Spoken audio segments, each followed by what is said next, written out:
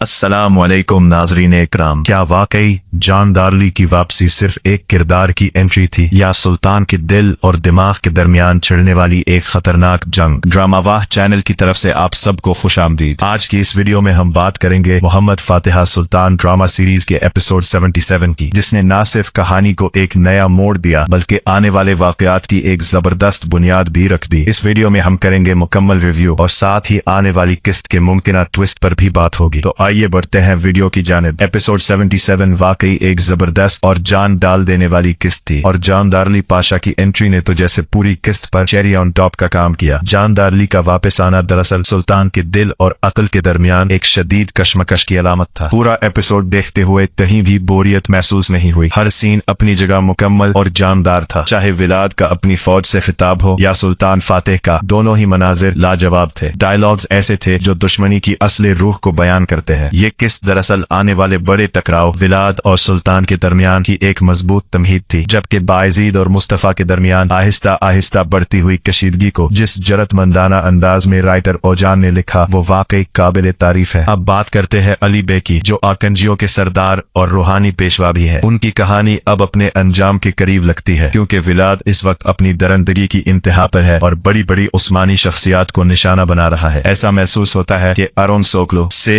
जुदाई का वक्त करीब है, खास तौर पर इसलिए कि तारीखी तौर पर इनका इंतकाल 1463 में हुआ था। मुमकिन है इनकी शहादत को भी एक ड्रामाई अंदाज में दिखाया जाए। अब आते हैं सबसे ज्यादा इंतजार किए जाने वाले सीन की तरफ, जॉन डार्ली और मोहम्मद का सामना। ये ताल्लुक वाकई ड्रामा हिस्ट्री के अजीब तरीन मगर ताकतवर रिश्तों में से एक है। एक तरफ चालाक और तजुर्बाकार उस्ताद और दूसरी तरफ बेखौफ और पुरजोश शागिर्द। जॉन डार्ली अगरचे दुनिया से जा चुका है, मगर उसकी सोच और पॉलिसियां आज भी मोहम्मद के जहन पर असरअंदाज हो रही हैं। ये जोड़ी हमेशा याद रखी जाएगी। मोहम्मद की अपने उस्ताद से नाराजगी दरअसल एक ऐसे शागिर्द की तकलीफ है जिसे ना तो तवज्जो मिली और ना ही उसकी सलाहियतों पर एतमाद किया गया। जब जॉन डार्ली उसे याद दिलाता है कि तमाम वुज़रा खास तौर पर महमूद पाशा ने वापसी का मशवरा दिया था, तो मोहम्मद की आंखों में छुपा दर्द साफ नजर आता है। कुस्तनतनिया की फतह के वक्त भी जॉन डार्ली की यही जिद उसकी मौत की वजह बनी, जबकि बाकी वुज़रा जिंदा रहे। और आज भी उसका मौक़िफ़ वही है, क्योंकि अगर वो मोहम्मद को आगे बढ़ने का कहता तो ये उसके किरदार के खिलाफ होता। यहाँ असल तजाद सामने आता है। एक तरफ जॉन डार्ली अक्ल, मंतिक और रियासती तदब्बुर, दूसरी तरफ आके शमसुद्दीन ईमान, यकीन और अल्लाह पर भरोसा। आके शमसुद्दीन मोहम्मद की सलाहियतों और जज्बे पर यकीन रखते हैं, जबकि जॉन डार्ली उसे ना तजुर्बाकार और जज्बाती समझता है। इस नजरियाती टकराव को जिस खूबसूरती से पेश किया गया वो वाकई कमाल है। अगर मुझे तारीख में एक चीज बदलने का मौका मिलता तो मैं यही कहती कि जॉन डार्ली को सजाए मौत न दी जाती, सिर्फ इसलिए ताकि सलीम बायरख्तार इस किरदार को मजीद अरसे तक निभा सकते, क्योंकि इस तरह के पेचीदा किरदार को इतनी महारत से अदा करना हर एक के बस की बात नहीं। ये भी दिलचस्प बात है कि सलीम बायरख्तार इस सीन की शूटिंग के लिए तकरीबन 2 हफ्ते पहले सेट पर आए और अपना सीन शूट करके वापस चले गए। अब आते हैं रादू और महमूद पाशा की तरफ। इस एपिसोड में महमूद पाशा ने रादू को बुरी तरह घेर लिया था।